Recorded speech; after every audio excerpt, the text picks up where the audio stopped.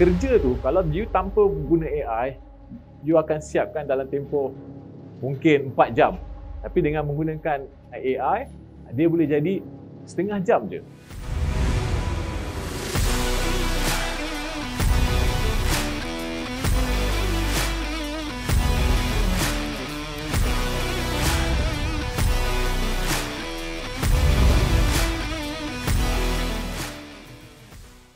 Okay, saya akan meneruskan sesi perkongsian pagi ni.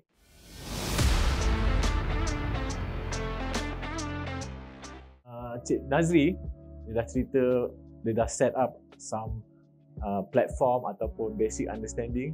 Saya rasa bukan basic tu, itu agak detail tapi dia dah set up untuk sesi kita, dan saya akan meneruskan dengan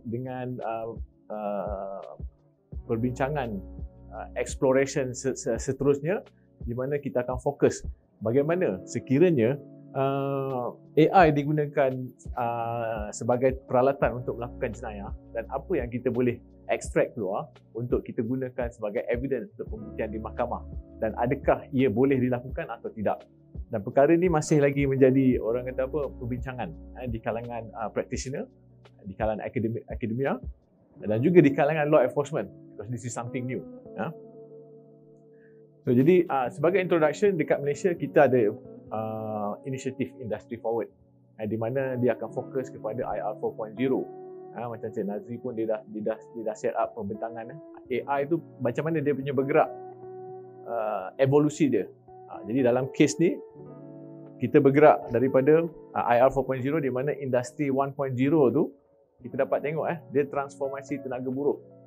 Kalau sebelum tu orang memang semuanya by physical, tapi industri ni dia cipta mesin menggunakan kuasa steam.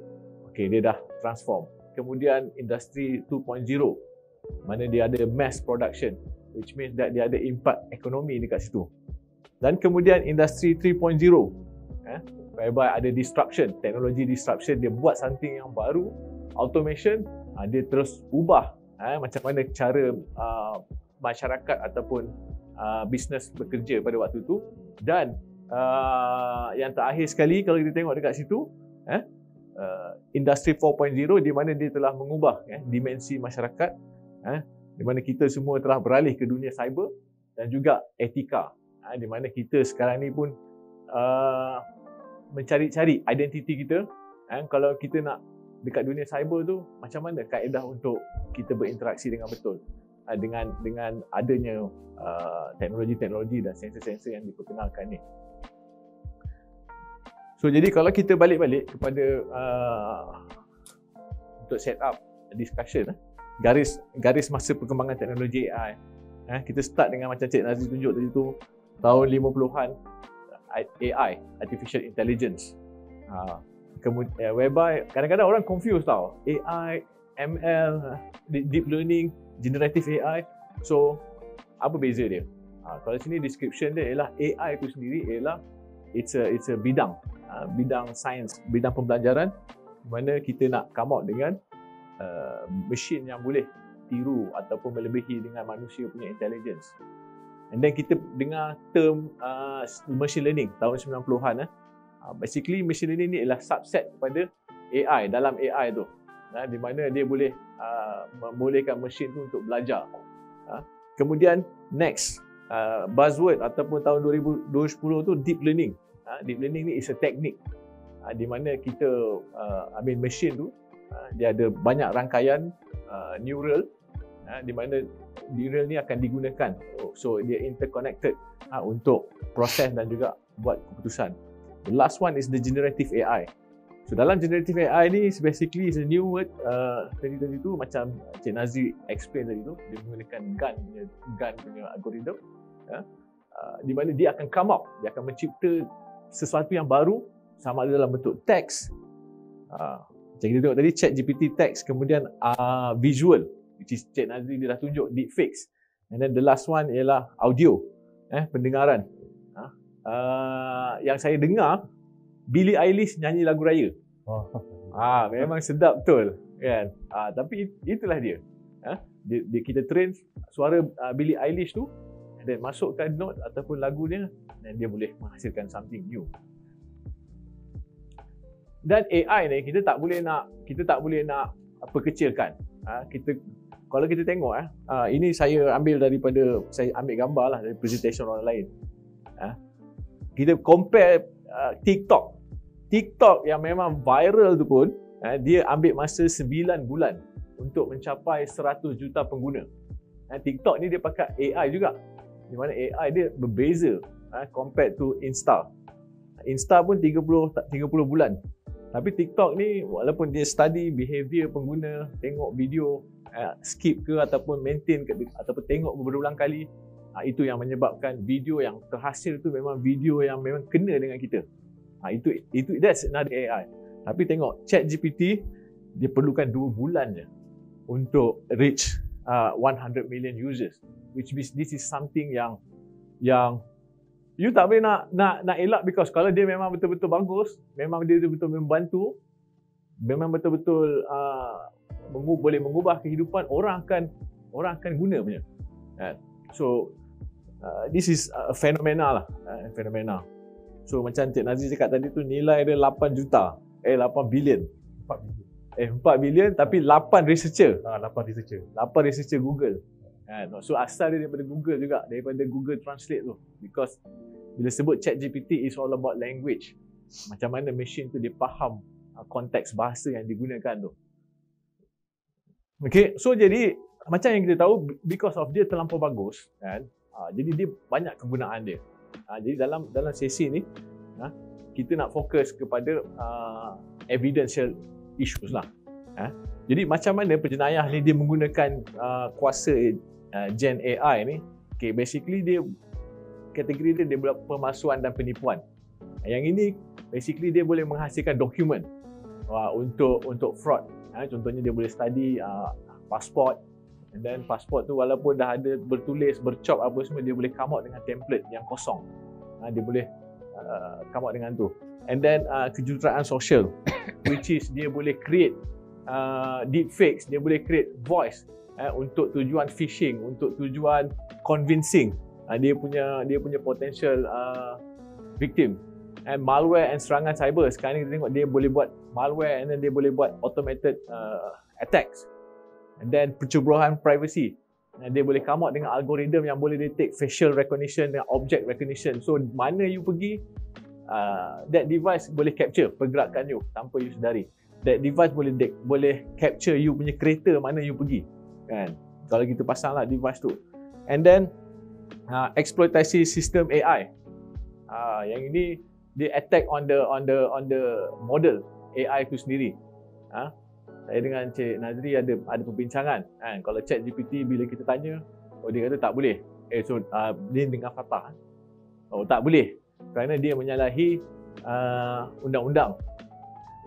Tapi saya nak buat ni sebab saya nak membantu undang-undang, that kind of prompt.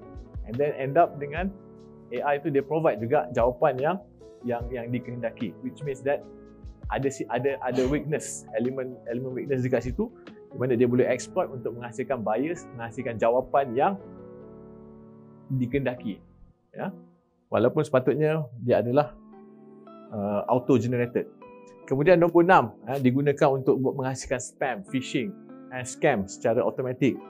And then nombor 7 dia adalah jenayah didorong AI, maknanya AI driven punya crime punya method, di mana dia boleh macam mana nak rompak bank. Lepas tu AI tu dia dah come out dengan strategi.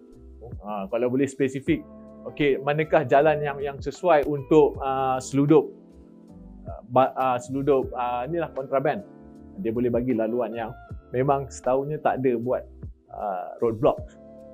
Mungkin dia ambil data daripada Waze kan. Dia boleh that kind. And then kita tengok dari segi law enforcement, macam mana law enforcement boleh gunakan undang-undang, boleh gunakan AI, Gen AI ni untuk penguatkuasaan undang-undang. First, analisis data lebih pantas.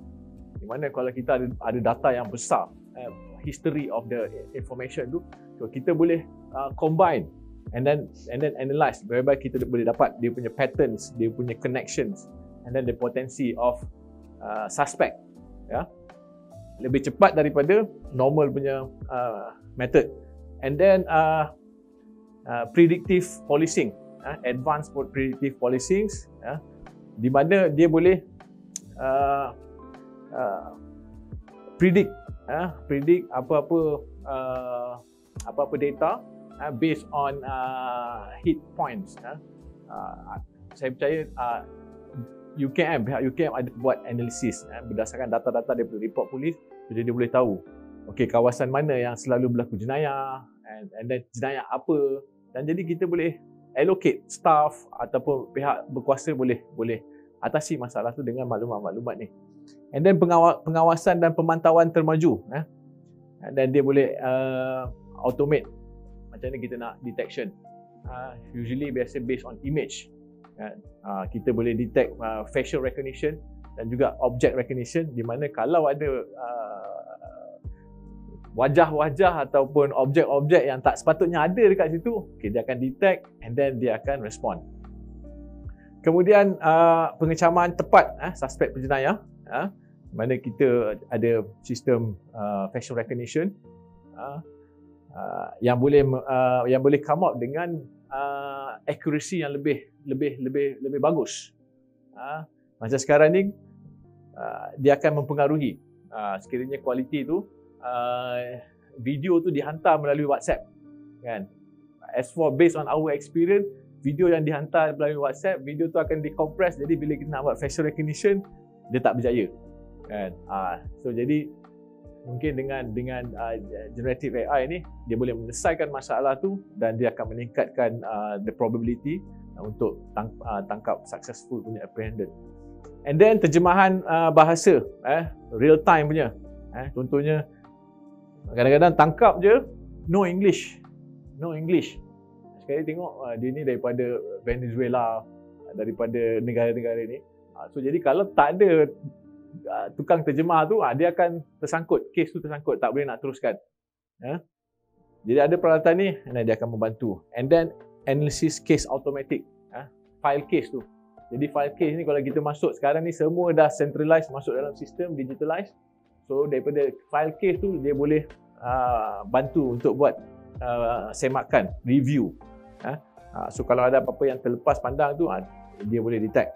And then the last one ialah cost and optimization of resources, di mana kita pihak berkuasa boleh menggunakan AI ni juga untuk peruntukan sumber, so lebih efisien lah. So kita nampak dekat situ ada maknanya penjenayah pun guna juga AI dan penguatkuasa pun guna juga AI. Okay, clear yang itu. Kemudian kita tengok on the next issue dekat dalam court. Apa isu yang melibatkan keterangan digital generative AI ni? Di mana pertama isu dia ialah pengaruh data luaran daripada keterangan asal. So kalau dalam bidang legal, benda ni is basically tampering the evidence. You tidak menggunakan data yang you perolehi, di mana you combine dengan data yang lain untuk menghasilkan data. And then dia memproses data yang bias, mana data-data tu telah kemungkinan bias. Kalau contohnya macam one of the example, data rakyat Malaysia, kan. Kita tahu suspek tu Cina.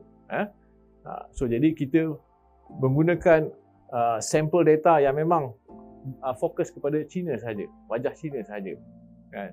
So dia tidak mengambil kira the whole population ataupun polarisasi demografi rakyat Malaysia. So jadi dia boleh identify itu sebagai Malaysia, kan. So jadi ini adalah data tu sendiri dah bias, and then dia akan come out dengan result yang akan bias juga. And then sukar untuk dijelaskan AI ni macam mana, because most of the technology tu yang orang tahu is more like black box lah. Dia ada masukkan input, dia akan keluarkan input. Kebanyakannya solution macam tu. So jadi itu isu dia. And then in order kalau dalam court untuk evidence ni diterima, kan, dia mesti melampaui kebarangkalian yang munasabah, di mana elemen kebolehterimaan tu, elemen reliability, kan, which means that dia mesti follow chain of evidence. Ada prosedur, benda tu mesti didokumentkan, ada chain of evidence. And then kalau the next point ialah kebolehpercayaan dan ketepatan, reliability and accuracy. in terms of evidence tu, result dia tu, accuracy dia tu boleh diterima atau tak terima. For example, kalau facial recognition. Facial recognition is basically a prediction. It's a probability. Kan? Yang matching tu, berapa persen yang matching?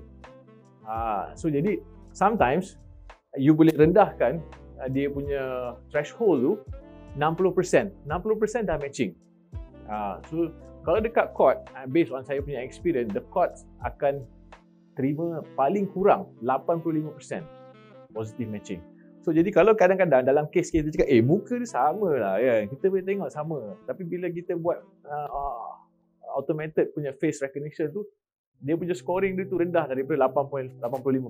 Dan benda tu tak boleh terima. Itu maksud ketepatan ni. And then mestilah faktor-faktor bias tu mesti dielakkan.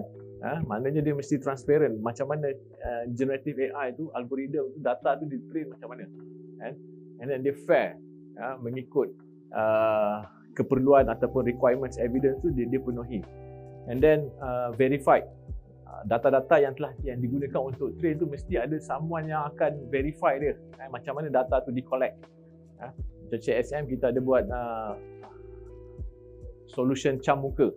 Di mana cam muka tu kita ada ambil data sampel, mana data sampel muka-muka ni kita akan train untuk ajar komputer tu feature muka. Jadi data yang kita collect tu macam mana method dia? Adakah dia data-data tu menggunakan environment yang control environment yang betul, lighting yang betul? Because all these element dia akan mempengaruhi accuracy. Then nombor 5, kepakaran dan tafsiran. This is expert. Bila melibatkan AI ni, mesti ada someone yang akan explain. Because you tak boleh nak rely kepada komputer ataupun machine untuk jadi you punya evidence. You witness. You punya witness. Kan? So, mesti ada someone yang akan explain benda tu. And then, privacy dan juga pengendalian data. Di mana elemen-elemen ni, dia protect tak? Macam mana data-data yang kita digunakan dalam case tu, adakah ada orang boleh tamper dan menyebabkan another issue daripada that case. And aplikasi kita go for algoritma AI ni, kita trust sikit. So jadi kita faham dalam penyiasatan ada dua tau, penyiasatan dan juga boleh digunakan untuk pembuktian. Senang cerita, bahasa dia tu macam ada some information yang kita gather, kita collect, kita hanya boleh guna untuk investigation, which is selalunya intelligence punya info. Tapi benda tu tak boleh nak dibawa ke court, tak boleh digunakan sebagai evidence because dia tidak memenuhi ciri-ciri ataupun piawaian yang tertentu lah. Macam saya cakap tadi tu, kebolehterimaan ni tadi.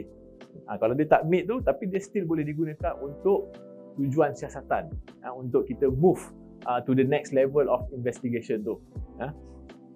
And then, so AI ni yang kita gunakan untuk investigation ni, at least dia mesti boleh ada ciri-ciri tersebut. Dia boleh di-explain, boleh dijelaskan algoritma yang digunakan dekat dalam tu.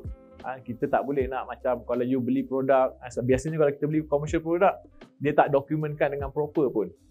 Macam mana AI punya algoritma yang digunakan tu. And then this algoritma yang digunakan also must be validated. Di mana validated mesti ada journal ataupun dia telah dipublish. Kemudian mesti ada mesti boleh ditentukan. So maknanya output yang terhasil tu mestilah repeatable and then reproducible. Some algorithm dia akan gunakan random punya data untuk start the calculation ataupun untuk dapat certain result tu, dia akan tambah data. Tapi yang ini tak boleh kalau untuk kegunaan di mahkamah. And then kemudian tak ada elemen external data, di mana data tu adalah mestilah depend on the input punya data. Sebab kalau ada data luaran, dia akan consider as tampering the evidence. Okay. Sekiranya dalam untuk tujuan penyiasatan forensik, di mana dia akan digunakan dekat mahkamah, mestilah disokong dengan sistem sokongan keputusan. which means that benda ni AI hanya digunakan untuk membantu analisis untuk buat keputusan. In the end, yang akan buat interpretation, yang akan bagi keputusan ialah manusia. And then kebolehpercayaan yang jelas di mana AI tu mesti ada measurement. Yang ini relate kepada yang saya explain tadi tu, CCTV punya ataupun facial recognition punya matching. It's a probability, mesti ada tahap dia tu yang boleh diterima. Contohnya macam 85% tadi. And then hadkan elemen bias manusia, di mana juru analisis tu dia mesti sedar di mana result tu mesti ada bias. At some point cakap, oh tak boleh pakai lah result ni because of data yang kita guna ni tak cukup strong, kan? For example, macam contoh video daripada WhatsApp, because of dia punya data tu dah decompress, dia punya result dia rendah, kan? So jadi kita cakap, oh ini bukan orang dia. But it's not the issue. It's not really the comparison tu negatif, tapi it's just data tu tak cukup, kan? So dia kalau kita ambil keputusan tu, it's actually a bias. Sama ada kita punya result tu kita cakap, oh betul ini muka dia, and then secara kesimpulan dia, memang kita boleh menggunakan AI ni untuk kebaikan dan juga untuk keburukan. Tapi kita kena faham benda ni tak boleh nak kita terus musnahkan. Maksud dia macam, okay, kalau macam dekat academics, oh dia tak bagi student dia pakai ChatGPT because nanti student dia tak belajar. Kalau dekat industri kreatif, dia tak bagi guna because dia akan bunuh creativity, kan? So these issues kita kena reconsider because patutnya kita embrace the AI because these are the technology yang akan improve kehidupan kita. Kalau tanya pendapat saya, macam Cik Nazri cakap tadi tu, dia buat dia punya profile dia guna AI. It's basically bukannya AI tu yang buat 100%. Sepatutnya dia ada elemen AI tu. Pada saya, kalau guna ChatGPT, dia akan completekan 80% you punya kerja, dan you verify apa semua another 20%, which means that kerja tu kalau you tanpa guna AI, you akan siapkan dalam tempoh mungkin 4 jam. Tapi dengan menggunakan AI, dia boleh jadi setengah jam je, which means that dia actually can be used untuk improve kehidupan kita. So, jadi apa yang kita kena buat is to need to come up dengan a proper guideline, a proper regulation. Jadi kita perlu bangunkan rangka kerja ni. Kerajaan perlu bangunkan dengan segera, which is we are moving into that direction. And then bila teknologi AI ni telah, kalau kita terlambat, developer akan bangunkan teknologi AI dan dia digunakan oleh industri dan masyarakat, so dia dah tersilap daripada awal lagi.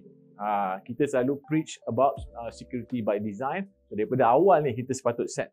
Semakin lama AI semakin menguasai dunia ni, adakah tenaga kerja manusia semakin tidak diperlukan di sektor-sektor contohnya engineering? So jadi sebenarnya dia bukanlah menggantikan manusia hilang kerja. Manusia akan ada kerja di mana dia akan create another space